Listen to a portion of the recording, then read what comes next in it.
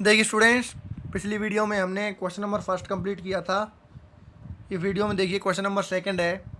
On comparing the ratio A1/A2, B1/B2 and C1/C2, find out the line representing the following pair of linear equation intersect at a point, are parallel और coincide.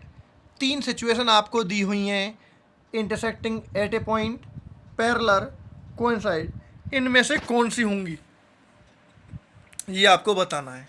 और कब? जब आप in ratio से comparing करोगे उसकी।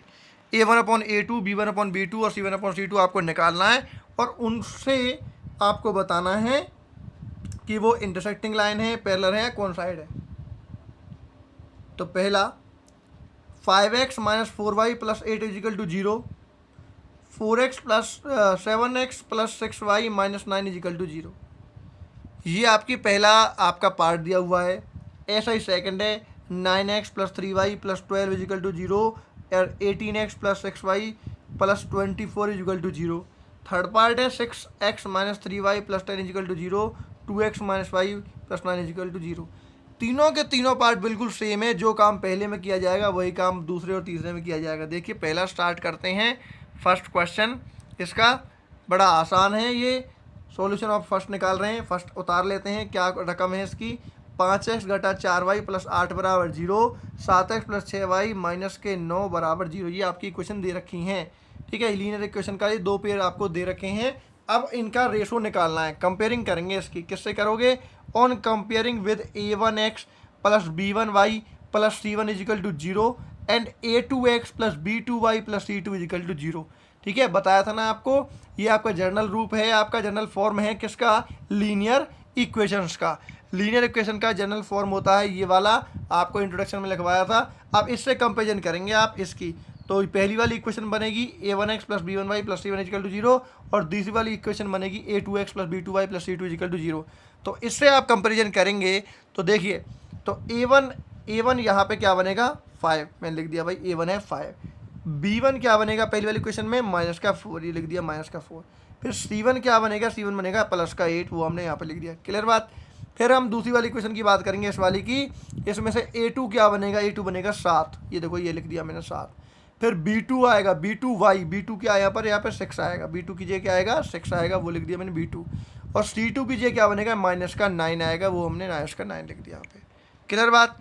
ये आपको बात समझ आ गई। ये A1, ये B1, ये C1, ये A2, ये B2 और ये C2।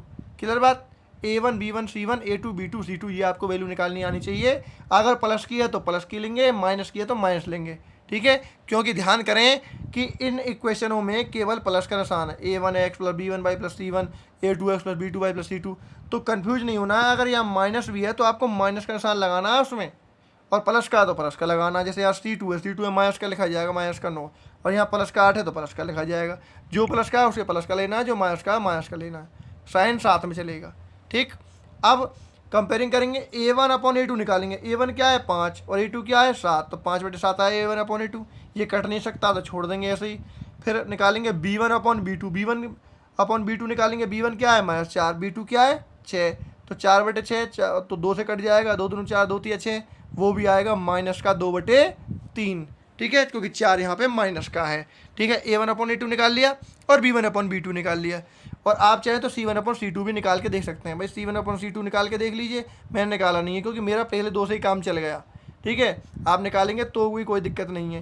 तो यहाँ पर C1 क्या है? यहाँ पर 8 है और C2 क्या? -9। ये कट नहीं रहे तो आपकी वैल्यू ये आ गई। ठीक है, अब हमने यहाँ पाया कि A1/A2 की वैल्यू कितनी है? 5/7। B1/B2 कितनी है? -2/3।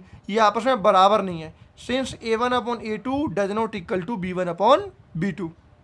निशान बीच में किसका है? डज नॉट इक्वल टू का है, कि A1/A2 का रेशो बराबर नहीं है B1/B2 के।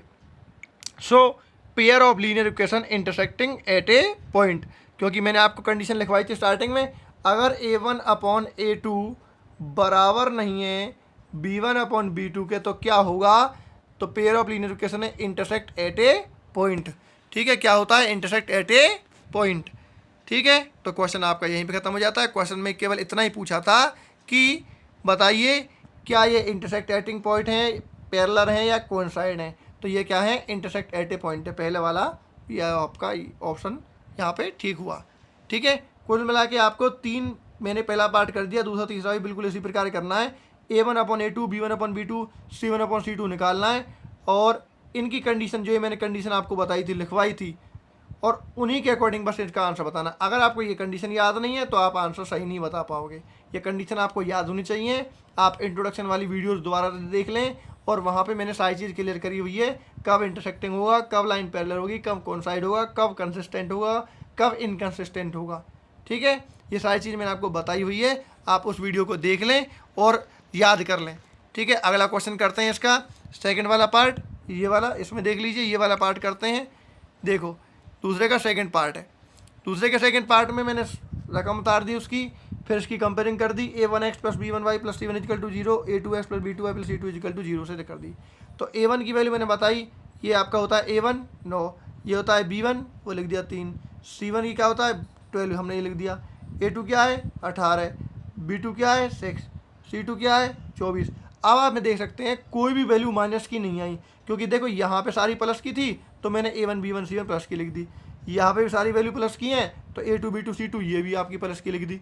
ठीक है, क्योंकि आपकी लीनियर इक्वेशन में है तो ये तो प्लस का होता ही है, और अगर साइन माइनस का है तो माइनस का लिखेंगे, नहीं है तो सेम टू सेम जैसा है वैसे ही रहने देंगे।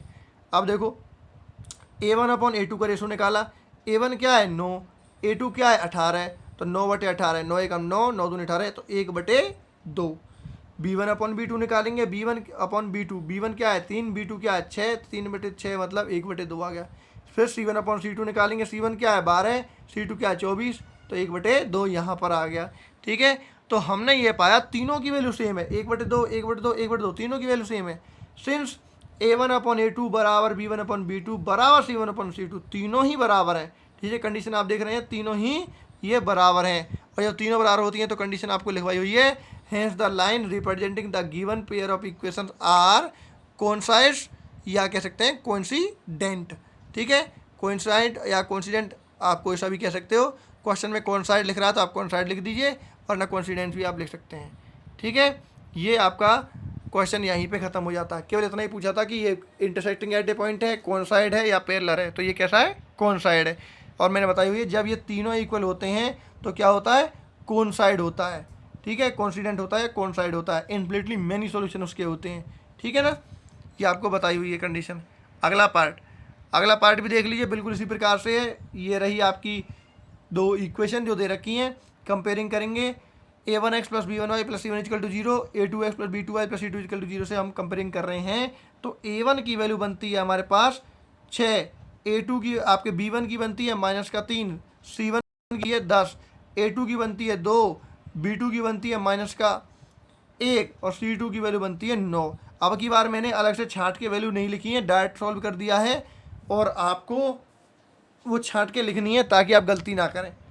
A1/A2, A1 क्या है 6 और A2 क्या है 2, 6/2 मतलब 3।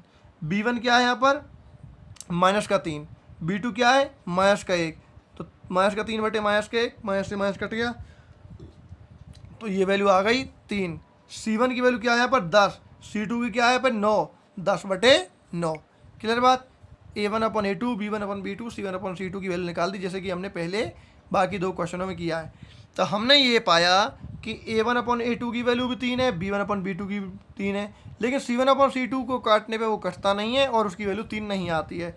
सिंस A1/A2 बराबर है B1/B2, लेकिन डज नॉट इक्वल टू है C1/C2 के। आप कंडीशन याद रखें ये वाली, अगर पहले दो बराबर हैं और लास्ट वाला बराबर नहीं है, A1/A2 बराबर है B1/B2 के और लास्ट वाला बराबर नहीं है, तो क्या होगा, so pair of given equation are parallel. ये किसकी कंडीशन है, पैरेलल की कंडीशन है। ठीक है, ये आपकी है पैरेलल, एक आपकी पैरेलल वाले की ये कंडीशन है। तो ये आपका क्वेश्चन नंबर सेकंड जो है यहाँ पर आपका फिनिश हो जाता है। क्वेश्चन नंबर सेकंड के अंदर 3 ही पार्ट थे, देखिए आप देख सकते हैं ये वाले, और क्वेश्चन नंबर जो आपका सेकंड है वो आपका कंप्लीट हो जाता है। और इससे नेक्स्ट वीडियो में हम बात करेंगे अगले क्वेश्चंस की, जो कि हमारा क्वेश्चन नंबर 3 होगा।